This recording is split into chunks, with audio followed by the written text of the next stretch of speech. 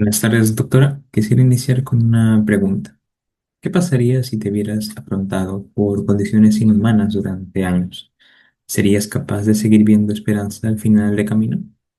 El libro El hombre en búsqueda de sentido del autor Viktor Frankl es un perfecto ejemplo de una vivencia real sobre esta problemática, ya que eso tuvo también un gran impacto en su tiempo y continúa teniendo bastante influencia hasta la actualidad. Bien, en cuanto a un resumen de la obra, vamos a tener que como tal este libro es un testimonio autobiográfico, ya que es la experiencia directa del autor como prisionero de guerra en campos de concentración, tanto en Auschwitz como en Theresienstadt. También este libro incluye una reflexión filosófica y una propuesta psicológica, que es una corriente llamada la logoterapia.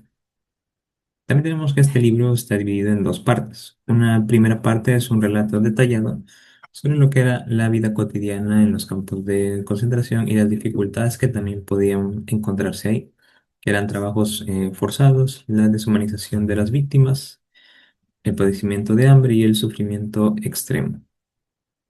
Y también el efecto sobre estas conductas en los prisioneros de guerra descritas en tres fases psicológicas, como él las refería: el shock inicial, la apatía y la despersonalización. Lo que también él pudo notar es que una de las claves de la supervivencia eran los prisioneros que tenían un propósito, ya sea propio o inculcado por otros. Y en la segunda parte del libro ya es lo que es el desarrollo de su corriente psicológica, que es la logoterapia, donde aquí se da su desarrollo y también lo que vienen a ser sus principios básicos, siendo una corriente que mantiene lo que viene a ser la motivación humana gracias a la búsqueda del sentido. Continuando con una breve historia personal del autor, el autor Viktor Frankl nació en Viena en 1905 y se interesó bastante en la psicología y la psiquiatría gracias a leer autores como Freud y Adler. Después, en 1942, tanto él como su familia fueron deportados a campos de concentración y en el transcurso de esos años perdió tanto a sus padres, a su hermano y a su esposa embarazada.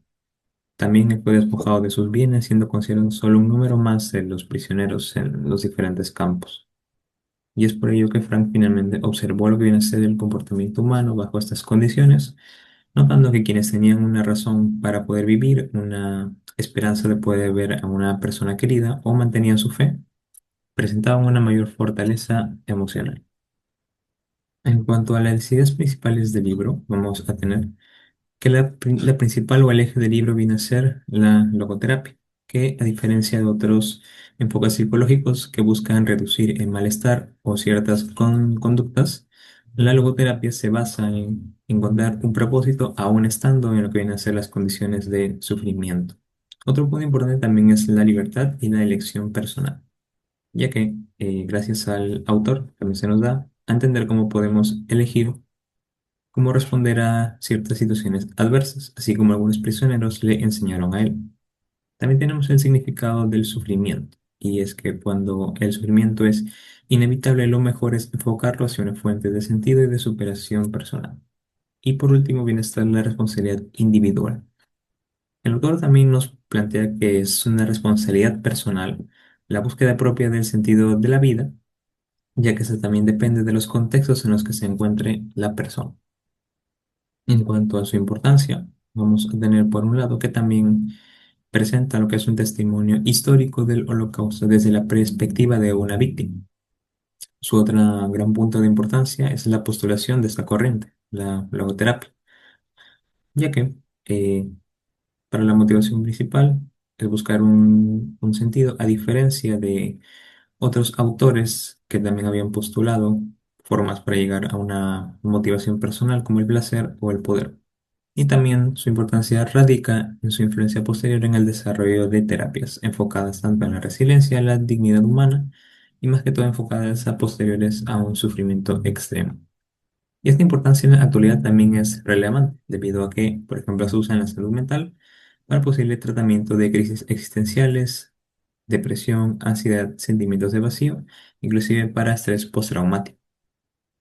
En cuanto a su importancia en la vida personal, es importante también porque ofrece herramientas para afrontar lo que vienen a ser pérdidas, incertidumbres, fracasos y muchas condiciones adversas. Y finalmente estos contextos sociales también pueden tener una colaboración a nivel mundial, ya que también nos sirve como un ejemplo para poder mantener la esperanza frente a crisis a gran escala, como podrían ser pandemias, guerras o diferentes conflictos bélicos. Espero que ese libro haya sido de su agrado y muchas gracias.